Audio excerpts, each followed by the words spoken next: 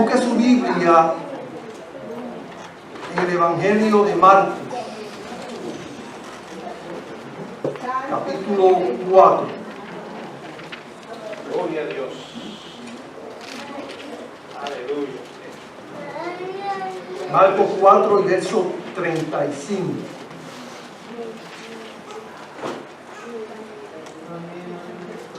Bendito eres, Señor. Santo, aleluya. Santo, poderoso Jesús. Alabado sea el nombre de Jesús. Bendito el nombre de Jesús. Dice la palabra del Señor, Marcos capítulo 4, verso 35. Aquel día, cuando llegó la noche, les dijo: pasemos al otro lado. Y despidiendo a la multitud, le tomaron como estaba en la barca, y había también con él otras barcas. Pero se levantó una gran tempestad de viento y echaba las olas en la barca, de tal manera que ya se anegaba. Y él estaba en la popa durmiendo sobre un cabezal. Y le despertaron y le dijeron: Maestro, ¿no tienes cuidado que perecemos? Y levantándose, reprendió al viento y dijo al mar: Calla, enmudece.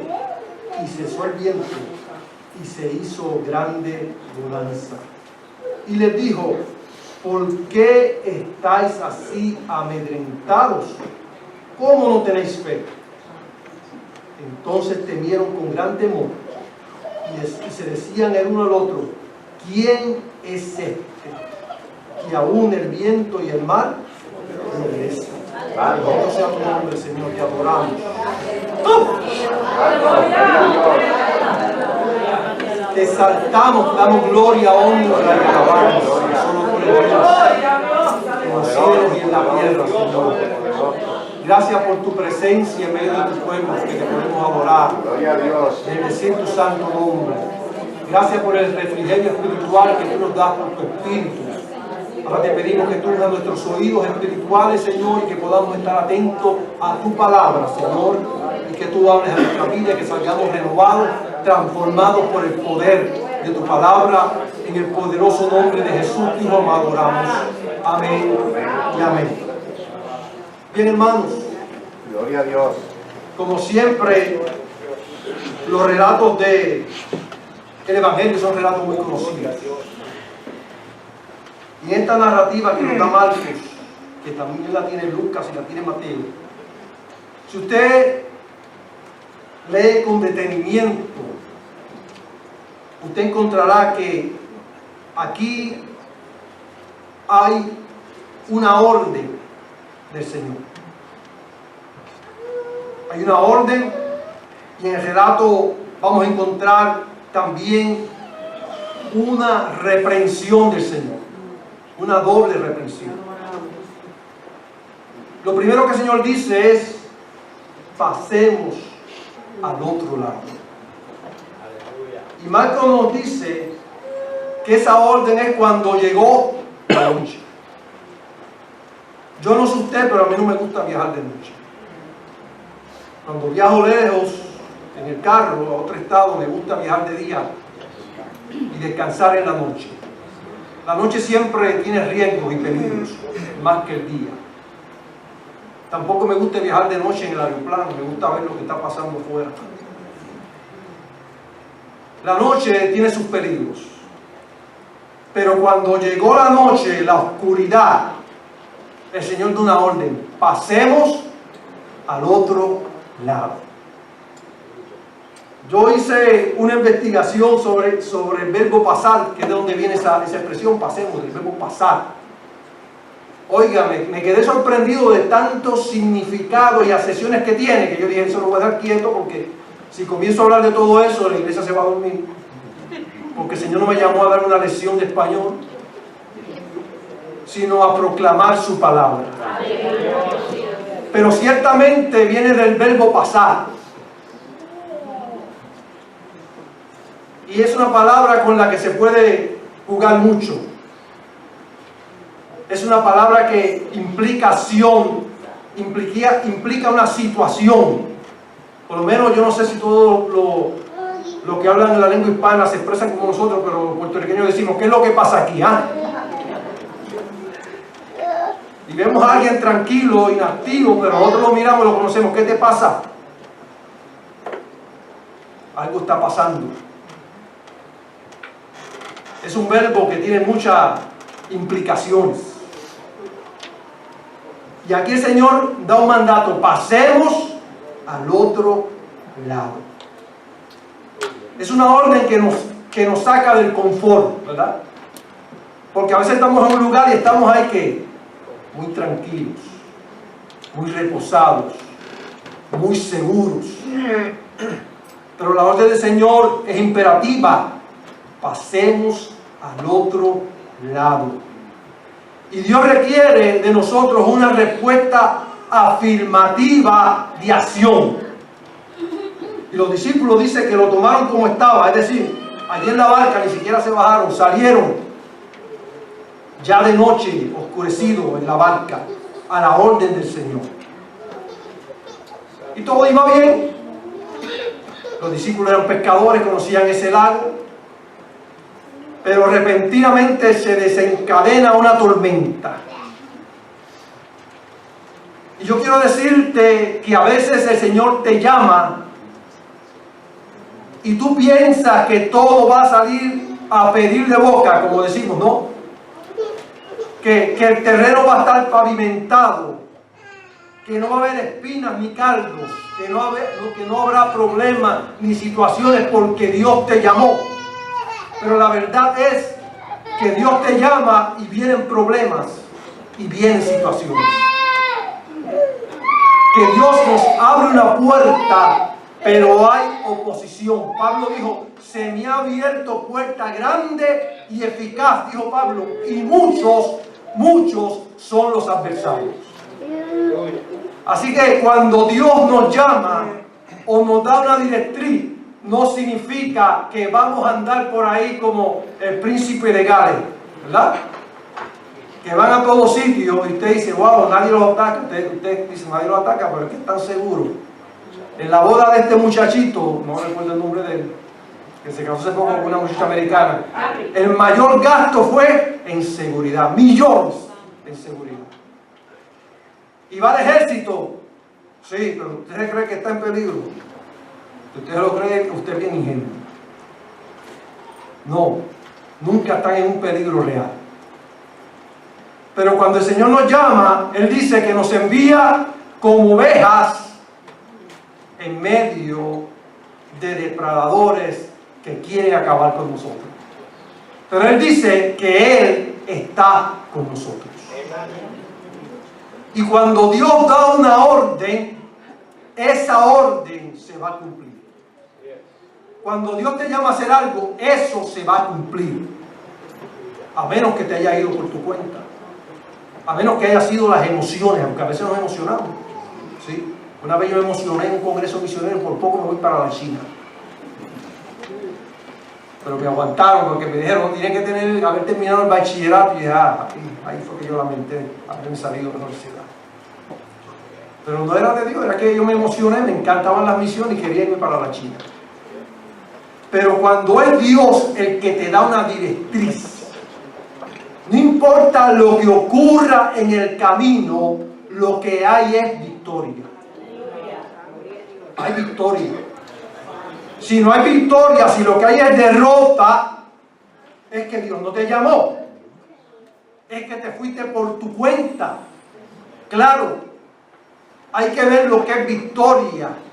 No según los parámetros humanos ni de los concilios, sino según el propósito de Dios. Porque hoy en día el pastor que tiene mucha gente se le da un certificado en el concilio, el pastor del año. Y el pastor que ha perseverado en una iglesita pequeña, ese no se le da ningún certificado. Pero mire, cuando lleguemos al tribunal de Cristo, la tortilla se va a virar. Porque Dios no miró con agrado una iglesia rica y poderosa como la Odisea, pero una iglesia pobre y empequeñecida le dijo, tú eres rica. Y lo digo porque nosotros también a veces caemos en ese error. Ah, el hermano está en derrota. ¿Qué sabes tú de los propósitos de Dios? Leí hace poco una historia que me impactó a mí. Personalmente me impactó poderosamente. Creo que en los años 1800 por ahí. Un misionero, un muchacho y una muchacha, jovencitos, se unieron en matrimonio. Los dos tenían ese llamado al campo misionero.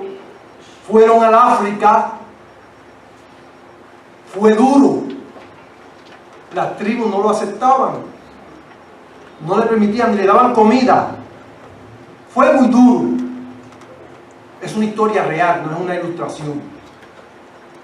Y solamente un niñito pequeño, el jefe de la tribu le permitía que llegara y le llevara alguna cosita allí. Pues a ese niño ellos lo evangelizaron. Y fue el único fruto que tuvieron de ese llamado misionero.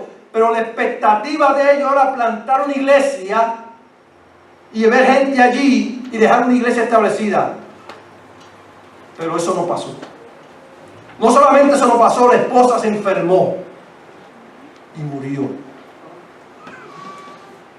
Después de haber dado a luz una niña. El misionero dejó su niña a otra gente allí. Se fue, triste, cabizbajo, derrotado. Luego otros misioneros de aquí de Norteamérica adoptaron a esta muchacha y la criaron aquí en Norteamérica. Y le contaron de dónde ella provenía. Estoy haciendo este relato porque nosotros cometemos el error de pensar a veces que aquel está en victoria, aquel está en derrota. Déjale ese juicio a Dios. Dios es el que sabe los propósitos. Hay aparentes victorias que son derrotas. Y hay aparentes derrotas que son victorias. Porque Dios tiene un propósito. Dios está pensando más en grande de lo que tú estás pensando. Sí. Hoy, hermanos, pasa el tiempo, la muchacha crece y descubre en una ocasión, en un congreso misionero, no sé si fue en Europa o aquí en Estados Unidos, que viene un ministro, director de una iglesia, de un concilio establecido allí, que agrupaba sobre 100,000 personas. Y hacía su dedicación a una mujer que había muerto en el campo misionero. Y ella ve la foto y ve el nombre y sabe que esa fue su madre. Y ella va a investigar. Y le dice, ¿quién es usted? Y él le dijo, yo soy el niño que iba a la casa de tus padres. Y ellos me sembraron la semilla del Evangelio. Y yo acepté a Jesucristo. Y seguí poco a poco predicando y hoy en día hay sobre 100,000 creyentes en ese lugar. Oye, hermano, lo que Dios hace. Y el padre vivía deprimido, dejó al Señor, no quería saber de Dios. Porque él creía que Dios le había fallado.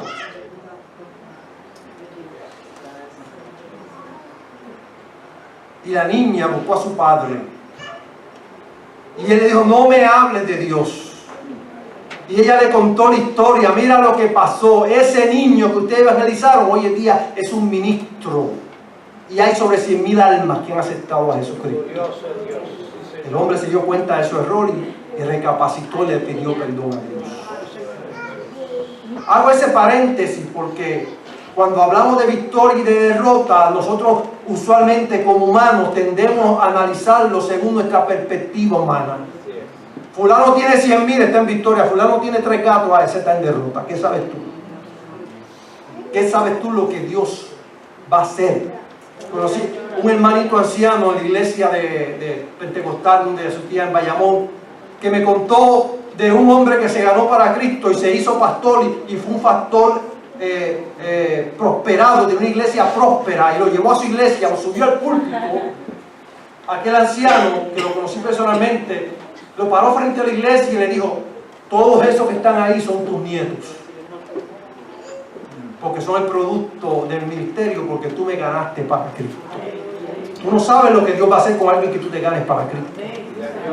No sabes el gran evangelista que te vas a ganar, el gran pastor, el gran misionero.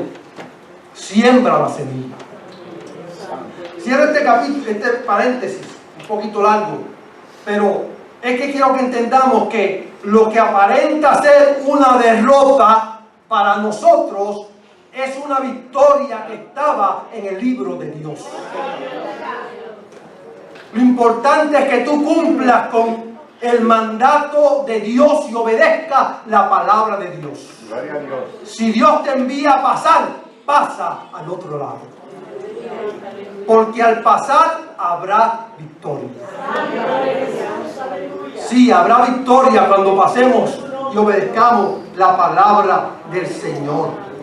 Gloria a Dios. Oye, hermanos, Israel pasó el Mar Rojo y pasó el río Jordán. Este verbo pasar es transitorio, porque Jesús dijo que el cielo y la tierra ¿qué? Pasarán, pero mi palabra no pasará. Así que estamos aquí prestados. Estamos aquí prestados, somos peregrinos y extranjeros. Y Pablo dice que la apariencia de este mundo pasa. La apariencia de este mundo ¿qué? Pasa. El buen dinero que te ganas, te puedes ganar un sueldazo, eso pasa. La mansión que puedas tener, eso pasa. El prestigio que puedas tener, eso pasa. El certificado que te dé el presidente de Estados Unidos, el congresista, el alcalde, eso pasa. Lo único que permanece es tu fidelidad para Dios. Eso es lo que importa. Hay un himno que cantaba Manuel Román que dice: cuando llegues a la puerta grande, no tienes que dar un discurso, ni decir quién tú eres, ni lo que hiciste, ni el título que tienes, ni lo que alcanzaste. Y él dice en la canción: porque Dios lo sabe todo. Dios lo sabe todo. No tienes que llevar ni equipaje, ni maleta, ni diploma. Dios no puede ser impresionado con un magna cum laude. No. Aquí nosotros nos impresionamos. ¡Wow! Magna cum laude. Eso a Dios no le impresiona en lo absoluto. Y no estoy diciendo que te esfuerces. Esfuérzate, estudia. Hace poco recibí una noticia de una persona que conozco, no voy a decir nombre ni siquiera porque son noticias privadas, ¿verdad? Pero el muchachito se acaba de graduar del colegio de Mayagüez y ya una empresa americana le dio trabajo en Washington, D.C. con un sueldazo que no voy a decir porque eso es privado. Oye, hermano, un sueldazo. Qué bueno, nos gozamos de eso, pero eso no vale nada. Porque esta apariencia del mundo termina. Lo que importa es cómo caminaste en tu peregrinaje delante de la presencia del Señor.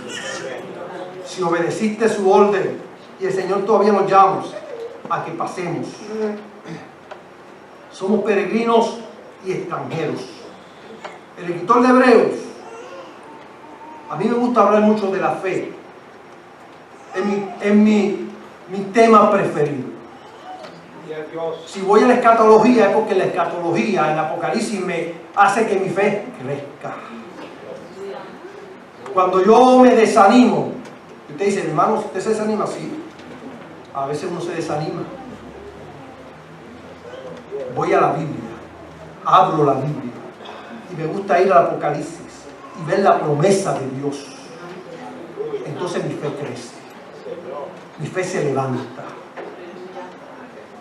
Y el escritor de Hebreos dice que conforme a la fe murieron todos estos, hablando de los héroes de la fe, sin haber recibido lo prometido.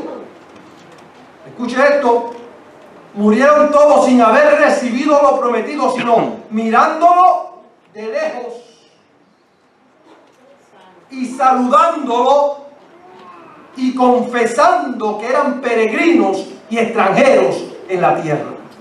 Escucha bien, reflexione bien sobre esto. Eso es un capítulo que a mí me encanta. Hebreos capítulo 11. Una vez, añitos atrás, no tenía muchas ganas cuando entonces, recité los 40 versos de memoria sin fallar en un punto y en una coma. Ya no lo hago más, primero, porque ya la computadora me está fallando, y segundo, porque eso usted lo puede hacer en su casa. Usted puede leer eso. Lo importante es que reflexionemos sobre cada verso que leemos. Es algo donde fallamos nosotros, porque leemos como el papagayo, y a veces uno tiene una competencia a ver de cuánto sabe más versos. No, eso no es de cuánto sabe más versos, esto es que sepa 2 o 3 y los cumpla. Es lo más importante. Y fíjese, reflexionando sobre ese, dice mirándolo de lejos. Pero ¿cómo se puede mirar lo que no se ve? Pablo dijo, mirando lo que no se ve, porque lo que se ve es temporal, pero lo que no se ve es eterno. Así que ellos lo miraron de lejos, pero desde la perspectiva de la fe. No es que lo miraron con sus ojos carnales, pero lo miraron en su alma y en su espíritu, hicieron real la promesa de Dios y la miraron a través de la fe. Fíjense lo que dice Hebreo de Moisés, que no temió la ira del rey, sino que se sostuvo como viendo al invisible. Qué cosa hermosa. Se sostuvo como viendo al invisible. ¿Y cómo uno puede mirar lo invisible? Usted puede ver el viento aquí, usted puede ver el oxígeno. No. Es a través de la fe. Mirándolo de lejos. Y luego dice, creyéndolo. Hay que creer. Saludándolo. Es decir, lo creyeron tanto, estaban tan seguros de esa palabra, de esa promesa de Dios, de esa jornada, de esa peregrinación. ¿Y cuál era su final? Que le dijeron, hey, te saludamos, promesa de Dios. Te saludamos. Yo no sé si tú has saludado la promesa de Dios. Yo no sé si tú has levantado tus manos y has dicho, oh Señor, gracias por esa ciudad celestial. Oh, gracias por la ciudad celestial, Jerusalén, la que desciende del trono de Dios, vestida, ataviada como una novia para su marido. Y me encanta el cántico, la letra del cántico de peregrinos y extranjeros que dice, hablando de la nueva Jerusalén, dice, nuestro gozo es que allí Jesús está. Su presencia es nuestra delicia. Porque de qué vale una calle de oro y que Dios no esté. Es que Dios está ahí. Estará con nosotros, dice, y serán mi pueblo y yo seré su Dios. Qué promesa hermosa, hermano. Ese es mi libro que yo me meto cuando flaqueo en la fe. Me voy a ir, yo no me puedo perder eso. No me lo puedo perder por nada del mundo, ni por la tristeza, ni por la alegría, ni por la derrota, ni por la victoria. No, no. Hay que marchar. Hay que pasar al otro lado. Hemos sido llamados a pasar al otro lado. Aleluya. No es un camino de color de rosa. Es necesario ejercitar la fe. Y confesando, es decir, ellos confesaron con su boca que somos peregrinos y extranjeros aquí en la tierra. Como dice el cántico viejo, no puede el mundo ser mi hogar, la senda ancha dejaré. Hay muchos cristianos que son como la mujer de Lot, que tienen su corazón en el lugar donde vive en esta tierra. No importa lo que tengas, no importa lo que no tengas, nosotros no somos de aquí. somos del cielo. Tenemos pasaporte. ¿Tienes el pasaporte? El pasaporte es la sangre de Cristo. El pasaporte es el Espíritu de Dios que mora contigo. El que no tiene eso está perdido.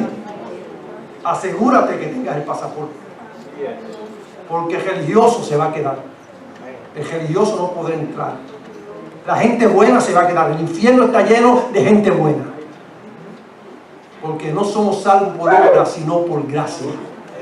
Por la misericordia de Dios. Bien, hermanos. La orden de Dios rompe el confort de nuestra vida. A veces quisiéramos, yo he dicho muchas veces que me hubiese gustado quedarme en mi iglesia donde me crié. Esa es mi cultura religiosa, esa es mi gente, mi familia. Estamos tan relacionados los unos con los otros. Yo tengo primos que son primos de él, sí, primos de él, sí, que son primos de mi primo. Un revuelo que solamente no lo entendemos. Óigame. Pero Dios me sacó de mi confort. Me hubiese quedado cantando en el coro. Me encanta el coro de mi iglesia. Tocando en la banda. Era tan feliz. Ay, qué feliz yo era. ¿Ah? Pero la Escritura dice que irán dando y llorando el que siembra la preciosa semilla. Dios nos saca de la zona de confort muchas veces y nos lleva a lugares inesperados que nunca pensamos llegar. Hay que obedecer. La Escritura dice de Noé que cuando fue advertido por Dios acerca de cosas que aún no se veían. Escuche esto. Cosas que aún no se veían, y algunos se atreven a decir que quizás todavía no había ni llovido. Yo no lo sé. Pero como quiera, un diluvio nunca había acontecido. Y aunque no se veían, él le creyó a Dios. Y obedeció.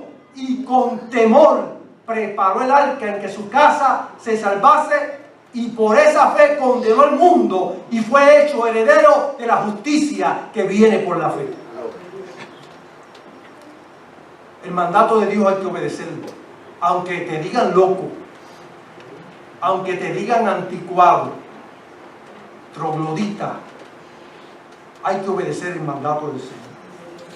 Y Abraham Dios lo llamó y obedeció y salió del lugar sin saber a dónde iba. Y Dios nos llama a pasar. Dios nos ha llamado a pasar de las tinieblas a su luz admirable. De la mentira a la verdad de su palabra, de la esclavitud del pecado a la libertad gloriosa de los hijos de Dios. Eso no tiene nombre. Eso es inexplicable. Ese gozo que Dios nos da, no lo podemos explicar. Es algo que Dios solamente puede hacer. Así que los discípulos recogieron todo, se lo llevaron, marcharon, obedecieron, salieron. Todo a pedir de boca. Estaba una brisita aparentemente buena. Oye, la brisita era buena, pero de repente la brisita se tornó en una tempestad. Por eso digo que el relato tiene una orden y tiene un pero. Si usted ve ahí dice, pero, y los peros pesan, ¿verdad? Pero se levantó una gran tempestad. Fíjese que no dice una tempestad, una tormentita, una gran tempestad. Que era algo común en ese lago, porque los aires fríos del monte que bajaban con los aires calientes formaban un vórtice y se formaban tormentas. Pero esta fue una tormenta grande, que tomó por sorpresa a los apóstoles, a los discípulos. No se le esperaban. Mucho menos esperaban que habiendo obedecido el llamado del Señor y que estando el Señor con ellos en la barca, se iba a desatar una tempestad. Porque muchas veces tu fe es sacudida porque tú dices, Dios está conmigo, pero ¿y por qué me está pasando esto? Dios está conmigo, pero ¿por qué viene la enfermedad? Dios está conmigo, pero porque hay problemas en mi familia. Dios está conmigo, pero porque tengo problemas económicos. Porque el Evangelio, lo he dicho muchas veces, y lo tengo que repetir, no es una lamparita mágica, ni una varita mágica. El Evangelio es un camino de fe. Si fuera de otra manera, no sería un camino de fe. Imagínense que yo ande por ahí, que yo pueda ver los ángeles, que lo pueda ver con mis ojos, protegiéndome. Por todos lados, por cualquier lado. El día de la vigilia, Aníbal me dijo, te voy a escoltar. Y yo, no te preocupes, yo no, porque tú vas con ese maletín. Ah, verdad, vente conmigo. Sí. Pero el ángel de Jehová campa alrededor de los que le temen, ¿qué? Y lo defiende. Pero sería maravilloso si tú lo pudieras ver. ¿Verdad que sí? Ah, sería muy distinta tu actitud, mi actitud. Que yo vea aquí un ángel, el otro. ¿Quién se mete conmigo? ¿Quién se mete contigo? Pero este es un camino de fe. Dios nos ha llamado a un camino de fe. No es lo que veamos, no es lo que entendamos, no es lo que palpamos, es sencillamente creerle a Dios. Que cuando Él da una palabra, Él la va a cumplir. Y Él ha dicho, yo estoy con vosotros, ¿qué? Todos los días. ¿Hasta cuándo? Hasta el fin del mundo. Todos los días. ¿Sabes lo que todos los días? El día que tú estás alegre, Él está contigo. El día que estás llorando, Él está contigo. El día que estás saludable, Él está contigo. El día que estás enfermo, Él está contigo. El día que hay paz, Él está contigo. El día que tienes enemistades, enemigos y problemas, Él está contigo. Porque es imposible que Dios mienta. Pero nosotros tenemos el problemita del desánimo. Sí, como dije hace un momento atrás, hay creyentes que dicen, no, yo tengo una fe tan tremenda, yo nunca me desanimo. Bueno, qué bueno, pero la mayoría de nosotros nos desanimamos. La Escritura dice, y el desánimo es peligroso. Peligroso. Se dice en una ilustración que un día Satanás fue a subastar todas sus almas y dejó una resguardada. Y dijeron, ¿por qué esa no la vende? Digo, esa yo no la vendo, esa es la que me da mucha victoria a mí, es el desánimo. El profeta Elías se desanimó, casi cae en una depresión porque le dijo a Dios que le quitara la vida. Después de una victoria terrible. Usted sabe lo que usted orar y que caiga fuego del cielo. Por su palabra. Oigan, por su palabra. Señor, y baja fuego y tú ves eso. Sin embargo, después cuando le llega una notita de una mujer que le dice, te voy a tumbar la cabeza, salió corriendo. Y se desanimó, se metió en una cueva. El pueblo de Israel se desanimó en el camino. Eso es peligroso. El desánimo es un indicio de que nuestra fe está vacilando. Y el pueblo de Israel se desanimó en el camino, un pueblo que había visto a Dios hacer proezas y milagros en Egipto, castigando a Egipto con las plagas. Y ellos no movieron ni un pelito. Vio a Israel salir y despojar a Egipto. Vieron al mar, ¿sabe lo que usted ve? Al mar dividirse. Oigan, qué cosa terrible. Vieron al mar dividirse y pasar en seco. Vieron en el desierto en la noche una columna de fuego que los alumbraba y le daba calor en el desierto. Vieron una nube en el día que les daba abrigo. Pero se desanimaron en el camino. No te desanimes. Confía en Dios. Cree a Dios.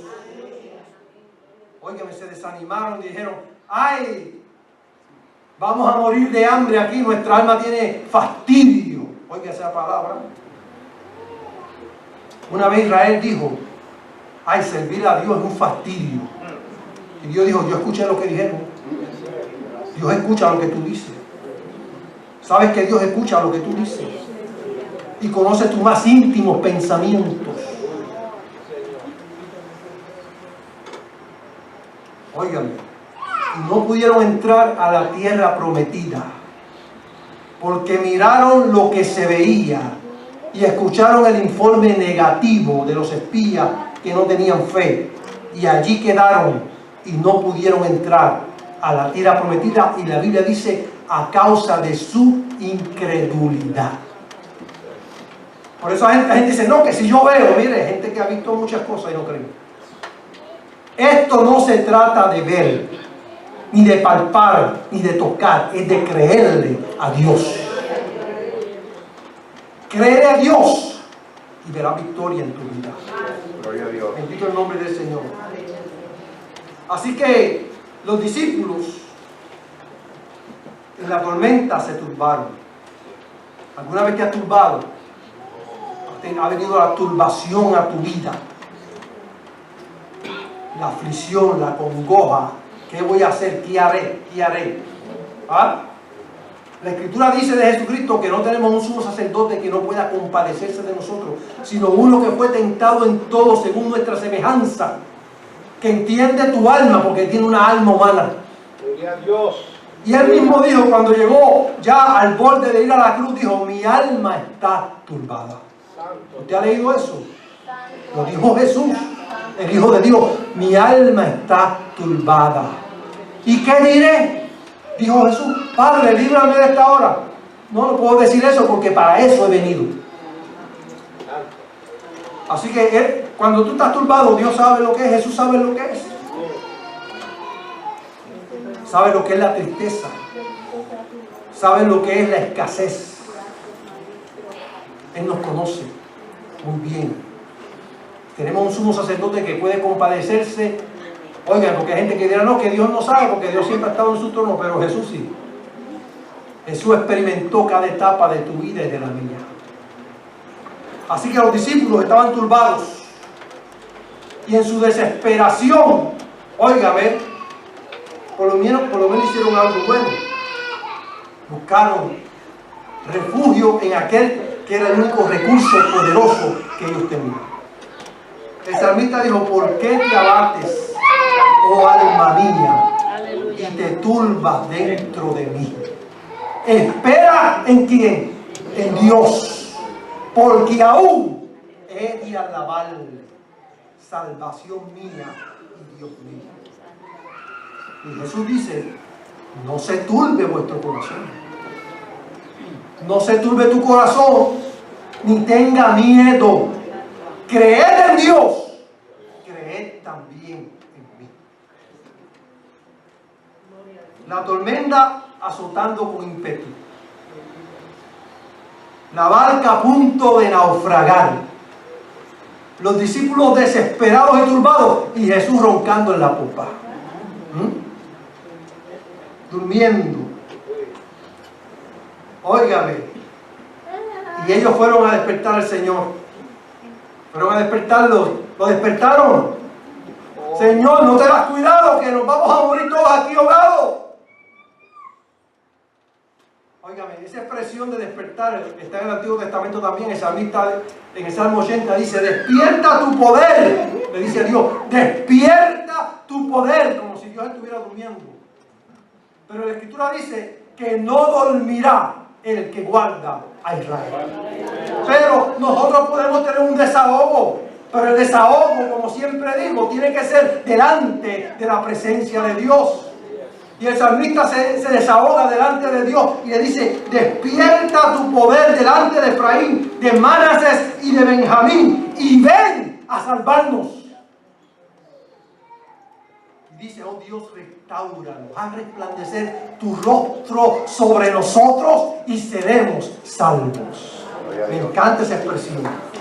Haz resplandecer tu rostro sobre nosotros y seremos salvos.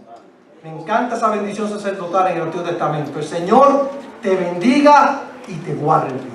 El Señor haga que resplandecer su rostro sobre ti y ponga en ti su paz. Cuando el rostro del Señor resplandece, hay paz en el corazón. Hay paz, como dice el coro, en medio de la tormenta.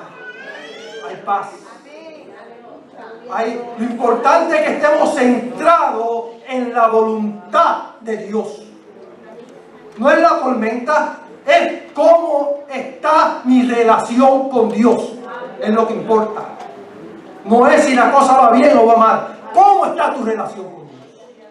Eso es lo que importa. En la Biblia hay dos hombres que yo recuerde, no busqué más, pero por lo menos recuerdo dos tormentas. Una en el Antiguo Testamento de un hombre que toma una barca y se desata una tormenta. Y el culpable de la tormenta era él, Jonás, ¿verdad? Y dijeron: levántate, dormilón, ora a tu Dios a ver si por lo menos tu Dios escucha. ¿Quién tú eres? Yo soy hebreo y huyo de Jehová. ¿Qué? Estabas hablando de la vigilia de huir. ¿Que tú estás huyendo de Jehová, del Altísimo, o estamos muertos? Y trataban de bregar con la nave, pero el viento seguía, miren, fuerte, fuerte. Porque aquel hombre iba en contra de la voluntad de Dios. Si hay tormenta, que sea porque estás en la voluntad de Dios. Que no sea porque has dejado la voluntad de Dios. Y Jonás dijo: yo sé que esa tormenta ha venido por causa mía, porque yo estoy huyendo del Señor. ¿Y qué vamos a hacer? Jonás dijo: bueno, tírenme al agua, porque yo soy culpable. A mí que me están buscando arrestado. Y los hombres bregaron, pero no pudieron bregar. Y dijo: bueno, Jehová, sea tú justo con nosotros, porque él dice que lo tiremos al agua y que por causa de él. Lo tiraron al agua y se hizo una grande calma. Y aquellos hombres se asustaron. Digo: este sí que es un Dios verdadero.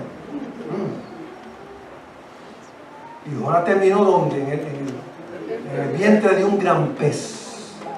Que aunque haya gente que diga que eso es imposible, puede que sea imposible, pero a mí sí me ha revelado un Dios que dice que todas las cosas son posibles para Él. No hay nada imposible para Dios. Dios puede meter a Jonás en la barriga de una mosquita, si quiere hacerlo así. No hay nada imposible para Dios. No dejes que nadie te robe la fe. Créele a Dios. Créele a Dios. Y hay otro hombre que también se enfrentó a situaciones duras, que es el apóstol Pablo. Cuando fue a testificar en Jerusalén, óigame, quizás tenía una expectativa de que 2 o 3 quizás escucharan, pero mire, por poco lo despedazan. Fue algo terrible lo que pasó Pablo. Y después de esa experiencia, Dios le habla a Pablo y le dice: ten ánimo. ¿Y por qué Dios le dice que tenga ánimo? Yo pienso que algo de desánimo vino al corazón del apóstol. Porque Dios le dice: ten ánimo. Porque así como has testificado de mí aquí en Jerusalén, es necesario que testifiques en Roma. Cuando Dios te da una directriz, hermano, mire, si Dios te manda a ti a ir a Guatemala a predicar, a España, donde sea, y se cae el avión, y si fue Dios el que te envió, no importa si el avión se va a pique, tú vas a llegar a España. Ahora, si fuiste que te fuiste por tu cuenta, pues allá te fuiste con el Señor. Eso es lo que yo creo de Dios. Que si Él te envía, eso se va a cumplir. Que la oración que tú haces, Dios le escucha. ¿Sabe lo que yo le digo a Dios en mi oración? Señor, acuérdate de la oración de tu siervo y de tu sierva, de mi abuelo y de mi abuela, por sus hijos. Yo se lo recuerdo, Señor, acuérdate de la oración de tus hijos, que ya no están contigo, pero acuérdate de la oración que hacían por sus hijos. Porque hay oraciones que nosotros no nos acordamos, pero Dios se acuerda. Y hay ejemplos bíblicos. Zacarías creo que si no la mente no me falla, el hijo de Juan, el papá de Juan el Bautista. No recuerdo si era Zacarías, que se llamaba Zacarías, sí. Zacarías, el ángel viene y dice: Zacarías, tus oraciones han sido contestadas y tu mujer va a dar a luz. Pero Zacarías ni se acordaba de la oración que había hecho, porque el tiempo había pasado. Le habían salido muchas canas, ya estaba muy viejito, y la viejita estaba destartalada ya. No había manera de que pudiera quedar embarazada. Ni se acordaba él que había orado a Dios por eso. Y no le creyó al ángel. ¿Y cómo será? ¿Cómo va a ser eso? ¿Cómo va a ser eso? Digo, por cuanto no has creído te vas a quedar mudo. Hay gente que por ahí, charlatanes que declaran palabras y dicen, no, que tú no creíste, mentira. Cuando Dios declara una palabra, que es Dios quien la declara, te podrás quedar mudo, pero la palabra de Dios se va a cumplir. Cuando Dios declara una palabra, se va a cumplir. Tenlo por cierto. Porque eso iría en contra de la naturaleza de Dios, que Él no miente. Así que podemos decir que la tormenta nos puede turbar. Somos humanos. Que nos podemos afligir, que nos podemos desanimar, que puede venir el temor, que puede venir el miedo. Ustedes se imaginan estos hombres barbudos, de pelo en pecho, ¿ah? Que una vez vino el Señor caminando y dijeron, ¡ah! ¡Un fantasma! Óigame, no eran realmente muy bravos, porque Dios llama lo que los hombres dicen, eso no sirve, eso es lo que Dios llama, para que la excelencia de la gloria sea de Dios y no de los hombres. Y ellos despiertan al Señor, y el Señor se levanta majestuoso, poderoso, sin temor. Óigame, ¿tú sabes que este parece en una barca en medio de la tormenta que está azotando? ¿Ah? Pero allí estaba el poderoso de Israel. Allí estaba el verbo de vida, aquel que dijo, sea la luz. Una explosión y hubo la luz. Aquel que dijo, produzca la tierra, y la tierra produjo. El verbo de Dios, lleno de gracia, lleno de verdad. Se levantó poderoso y le dijo, ¡calla! Enmudece. Algunos quieren decir que eran los demonios. ¿Qué demonios? Dios le habló a la naturaleza. A la naturaleza le habló. Al viento y a la mar. Calla, enmudece. Y al momento se hizo grande bonanza. Eso es un milagro. ¿No? Porque cuando hay una tormenta, el mar todavía queda ¿qué? Todavía queda el mar agitado. Todavía queda agitado.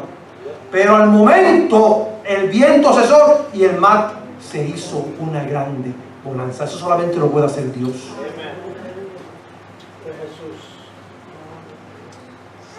Y les dice, reprendió al viento y a la mar, pero ahora reprende a los discípulos. Ahora viene lo que te toca a ti y lo que me toca a mí. Porque la escritura está ahí no para que nosotros nos alegremos, oye, qué historia más bonita, no. Esto es para que tú te la apliques a tu vida y a mi vida. Lo tenemos que aplicar. Reprende al viento y a la mar. Y les dice, Mateo dice, ¿por qué teméis, hombres de poca fe? Si usted lee los evangelios, mucha gente tiene que volver a leer los evangelios, encontrará que Jesús siempre recriminó la falta de fe y la poca fe. Eso de que Dios se agrada con una poquita de fe, tomando de referencia la semilla de mostaza, es un error garrafal. Jesús no le agradó la poca fe.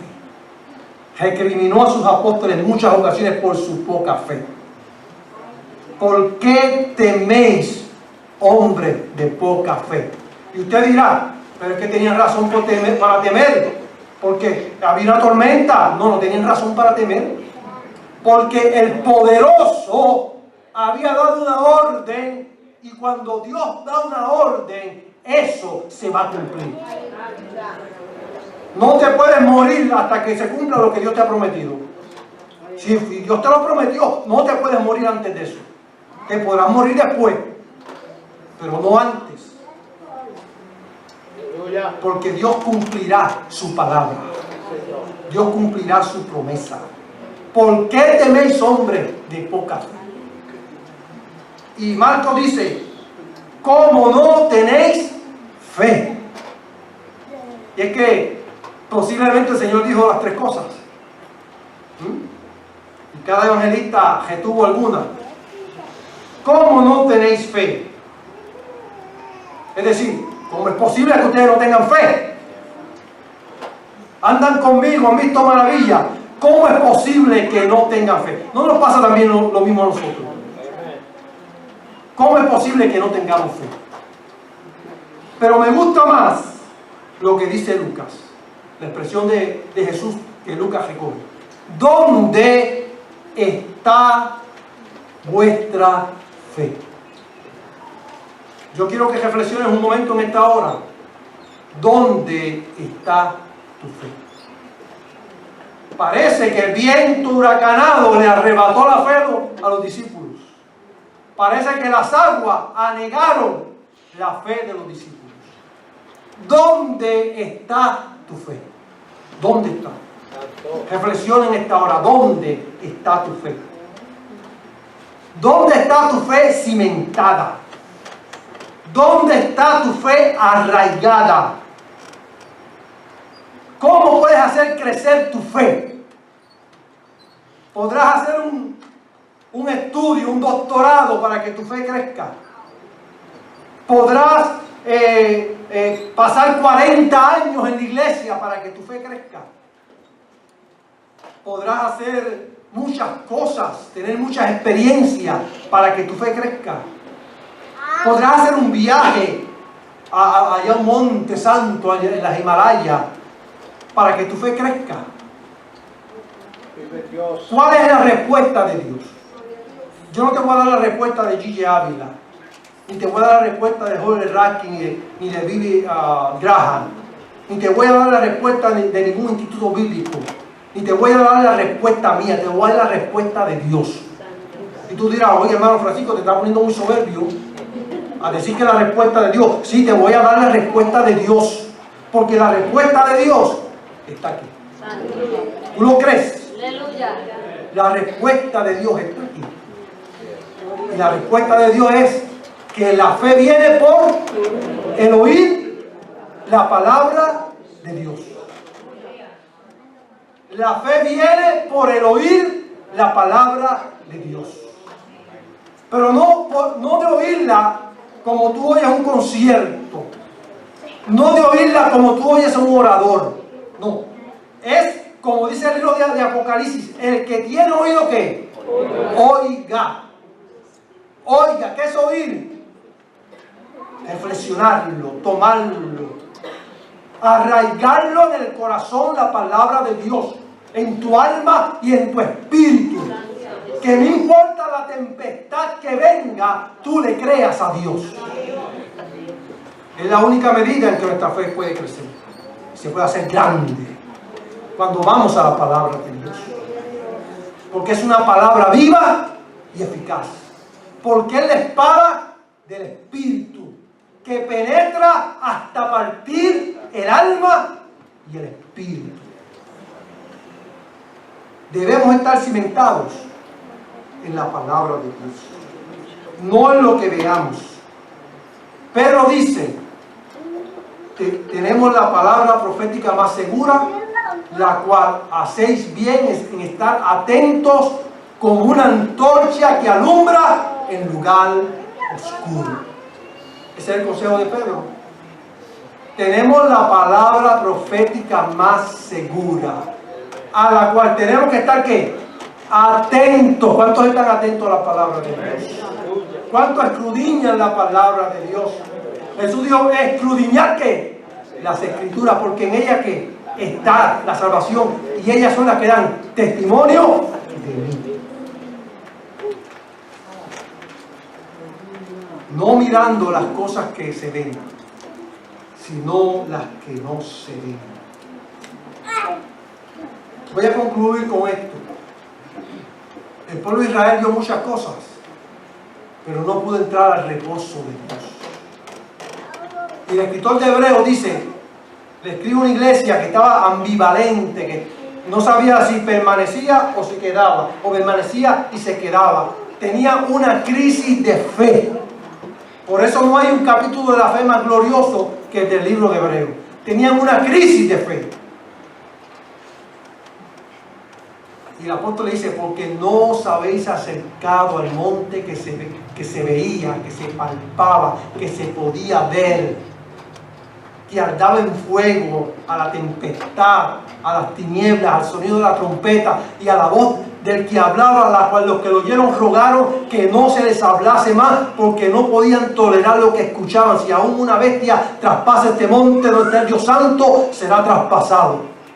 Y tan terrible era lo que se veía que Moisés dijo, el mismo Moisés dijo, estoy asustado y temblando.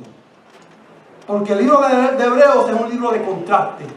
Y él está contrastando la victoria del cristiano, lo que Dios te ha dado a ti y a mí, con lo que vivió Israel, que era algo que se podía palpar, que se podía ver. Oiga, pero él dice, no nos hemos acercado a ese monte donde Dios bajó y que se vio y que se palpó y que se escuchó. No, nos hemos acercado al monte de Sión. Y si alguien se equivocó entre ellos y pensó que tenía que ir a Jerusalén, le dijo, no.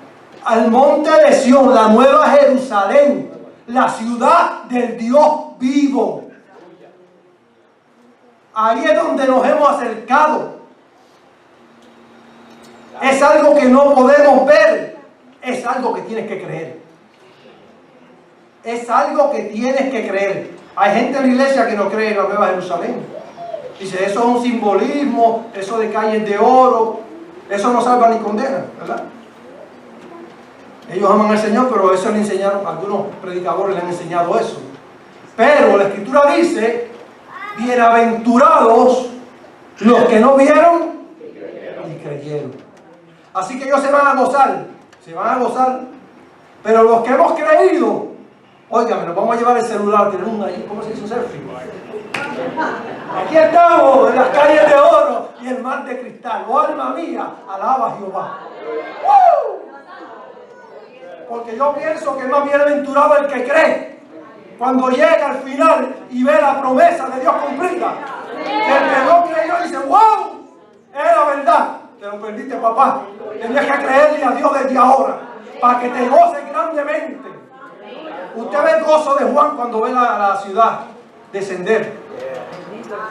Usted ve el gozo de Juan, en la estructura literaria cambia totalmente, porque dice, yo vi esto, vi aquello, vi lo otro, vi una bestia, vi aquello, vi ángeles, pero cuando ve la ciudad descender, la estructura literaria cambia totalmente. Hay emoción en Juan, y dice, yo Juan, yo, este chatito, yo, con estos ojitos, yo vi la nueva Jerusalén descender del trono de Dios, y allí Jesús está, su presencia en nuestra delicia. Que el Señor nos bendiga.